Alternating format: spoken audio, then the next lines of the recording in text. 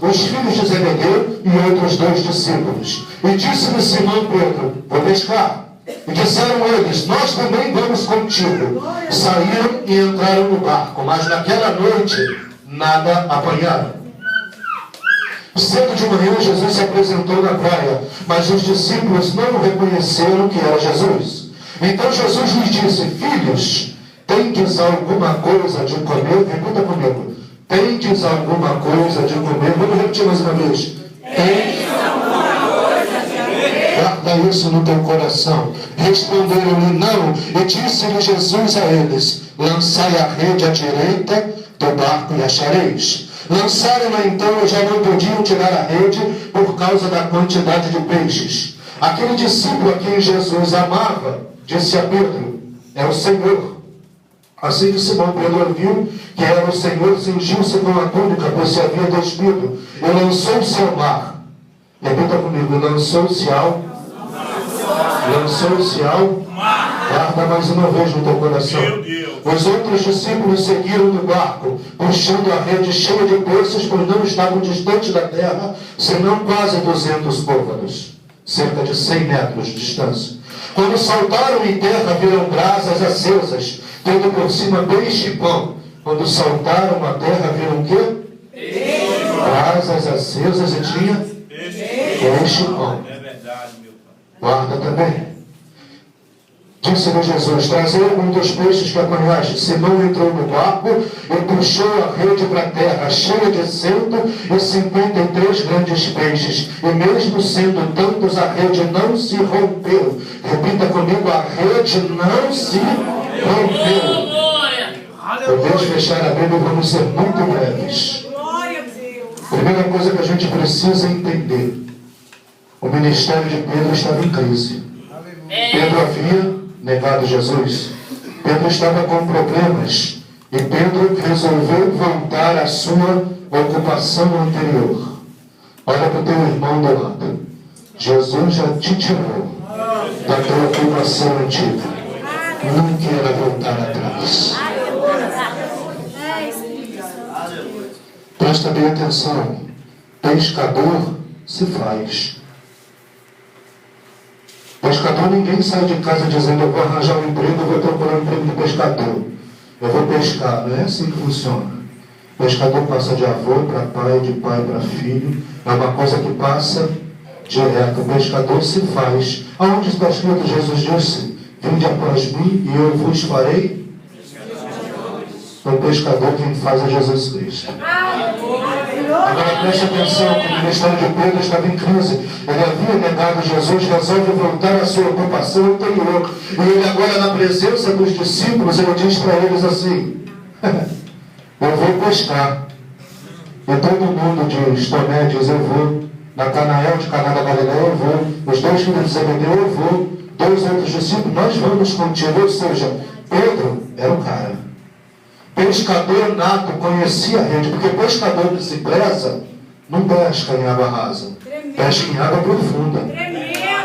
Agora preste atenção, porque esta pesca é uma pesca chamada pesca milagrosa. Porque existe no livro de Lucas, no capítulo 5, no verso de 1 a 14, a pesca maravilhosa. Tem diferença, pastor? Tem. A pesca maravilhosa de Lucas foi feita em água rasa. A pesca milagrosa de João foi feita em água profunda. A pesca maravilhosa de Lucas foi feita antes da morte de Jesus Cristo. A pesca milagrosa de João, depois da morte e ressurreição de Jesus. A pesca maravilhosa de Lucas, Jesus Cristo estava dentro do barco. Na pesca milagrosa de João, Jesus estava fora do barco. Na pesca maravilhosa de Lucas, apanharam várias quantidades de peixe de vários tamanhos. Na pesca milagrosa de João, somente peixes grandes. Na pesca maravilhosa de Lucas, a rede se rompeu. Na pesca milagrosa de João, a rede não se rompeu. Mas o que isso tem a ver, pastor? Jesus coloca peixe, tanto em água rasa quanto em água profunda. Presta bem atenção numa coisa. Quem decreta o teu milagre nessa noite, quem já decretou foi Jesus Cristo. Talvez nessa noite você precise mudar a direção da tua oração. Talvez você precise mudar o lado que você está jogando o teu anzol ou a tua rede. Porque o teu milagre já foi decretado. Glória a Jesus. Na pesca maravilhosa de Lucas, Jesus estava dentro do... E na pesca milagrosa de João, Jesus estava na praia, fora do barco. Olha para o teu irmão do lado e diz assim: Jesus faz milagre dentro do barco ou fora do barco. Não importa se Jesus está dentro ou fora do barco. Quem não pode ir para o lado do barco somos nós. É você que tem que continuar dentro do barco. No barco venceu a prova. No barco está desesperado. No barco arranjou emprego. No barco está enfermo. No barco ficou curado. No barco. Lugar de crente é no barco.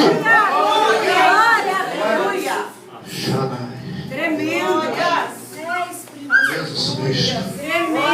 Agora presta bem atenção, para a gente ser muito breve e terminar. Eles pescaram a noite inteira e não apanharam nada. A Bíblia diz que eles não pescaram meia hora, não. Nem uma hora, nem duas. Eles pescaram a noite inteira e não pegaram nada. Eu não sei há quanto tempo você está esperando algo de Deus. Eu não sei há quanto tempo você está com a tua rede dentro d'água. Eu não sei há quanto tempo você tem jogado o anzol, nem quantos anzóis você jogou esperando o milagre bater na tua linha, na tua rede. Mas nesta noite, Jesus decretou a tua vitória. E o teu milagre, quer queira ou não, ele vai chegar na tua mão.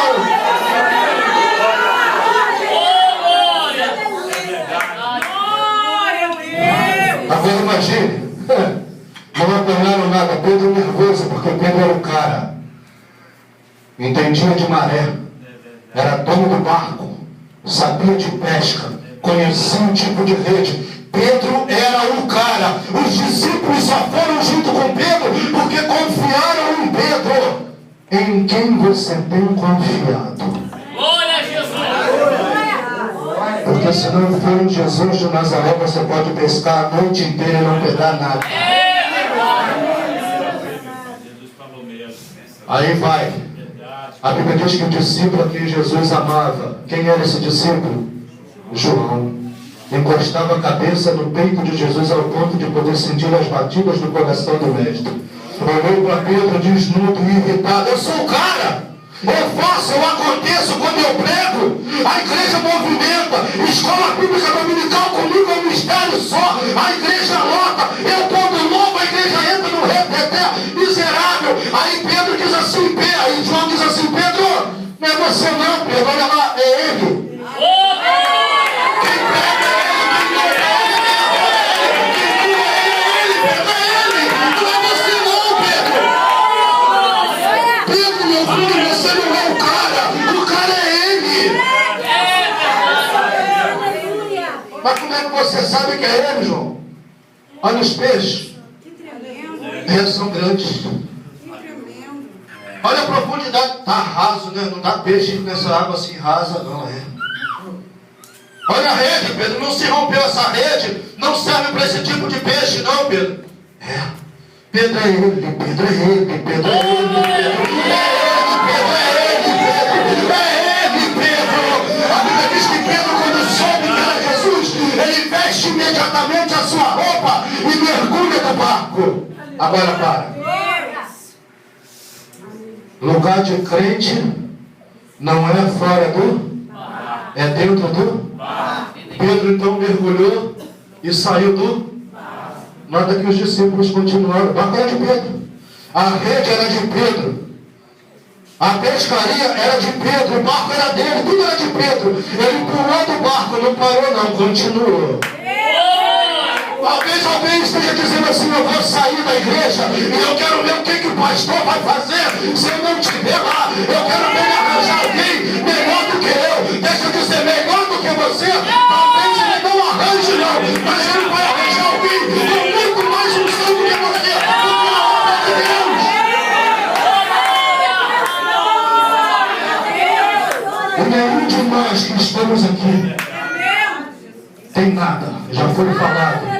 Não tenho prata e não tenho ouro, mas o que eu tenho, eu dou a você nessa noite. Jesus de Nazaré. Agora presta atenção. Porque Pedro veio a nada e o barco continuou. Se você está pensando em largar o ministério, se você está pensando em largar por causa da tribulação, por causa da luta, porque não tem apanhado nada, porque tem palavras contrárias, eu quero dizer para você nesta noite, o barco vai continuar andando. Eu tenho uma opção para você fazer nesta noite.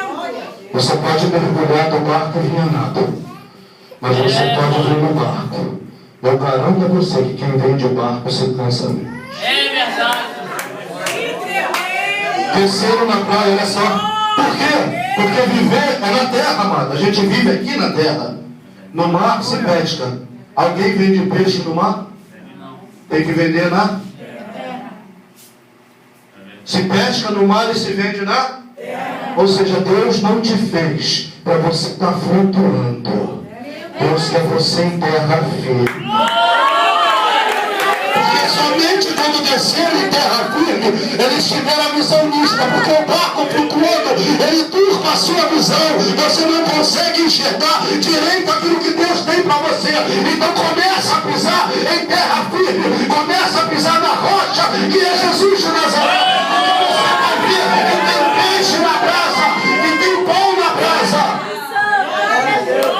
Agora presta atenção, porque todos nós somos crentes, cristão pentecostal. Eu gosto do corinho de fogo, amo. Aleluia. Eu vou apresentar para vocês um homem na Bíblia, fogo puro, Elias. Elias orou e o fogo desceu. Deus manda fogo aqui nesse holocausto. Deus manda fogo aqui, matou 50. Deus manda fogo, matou mais 50. Até o rei diz assim: para, meu filho, para que eu já sei. Elias era um profeta de fogo. A paz do Senhor, Elias. Ficou chamuscado, queimou todinho. O homem era fogo puro, mas diante a palavra de uma mulher, assim como os profetas de Baal morreram, que assim seja a espada sobre a tua cabeça também, Elias. Desse jeito, meu Deus, o negócio é muito sério, viu? Fogo! Ei, é gostoso, é bom, mas tem que ter palavra. Quando desceram no barco, Jesus tinha a brasa acesa, mas tinha peixe e tinha pão. Se não tiver palavra, a brasa sozinha não faz nada. Se eu pegar uma pedra de carvão na mão, Deus, tremendo. Maravilha, o que acontece com a minha mão? Pedra suja. Carvão sem estar no meio da brasa só serve para fazer sujeira. Deus manda um anjo para Elias. Vai lá, meu filho. Vai lá falar com Elias lá. A primeira vez a Bíblia diz que um anjo nem toca em Elias. Diz para ele assim: levanta, come e bebe, porque preparei para ti pão assado na brasa. O fogo arderá continuamente no altar. O fogo não arde só aqui dentro, o fogo arde lá fora também, porque você é o altar de Deus. O fogo tem que arder continuamente. Se não abaixar para lá, se não abaixar para cá, dentro da igreja é fácil, mas é do lado de fora que Deus quer ver esse fogo todo. Sabe o que Deus estava dizendo para Elias? O profeta de fogo. Você gosta de fogo, gosta de reteté, mas o fogo sozinho não serve para nada. Tem que ter alimento, tem que ter peixe, tem que ter pão, tem que ter palavra. Aí vem Pedro, viu o caseiro todo que estava em terra firme. Imagina o Pedro agora. Ó Jesus, cansado, tanto que matou. Volta lá e traz o peixe daqueles que você pescava. Mas por que Jesus mandou Pedro voltar se Pedro já estava na beira? De quem era o barco? Quem estava com o ministério em Cristo? De quem era a rede? De quem era o milagre? O milagre é teu, então volta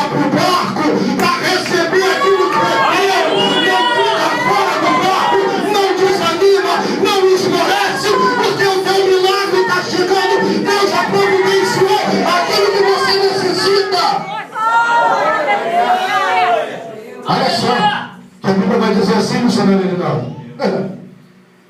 Eles não conseguiam puxar a rede de tamanha quantidade de Pedro, quando sobe no barco, ele puxa a rede sozinho. Ou Pedro era muito forte, ou os discípulos deviam estar com algum raquitismo, alguma coisa assim. Não, amado. É porque todo milagre é teu. Não adianta ninguém botar a mão. Quem tem que fazer é você. Quem tem que pagar o preço é você. Quem tem que batalhar é você. Quem tem que dobrar o joelho é você. Quem tem que pagar o preço é você. Agora presta atenção. Porque a rede não se rompe. Olha o perdão aí lá. Diz ele assim, a rede não se... Deus falou assim, o teu ministério não vai se romper. A tua família não vai se romper. O teu casamento não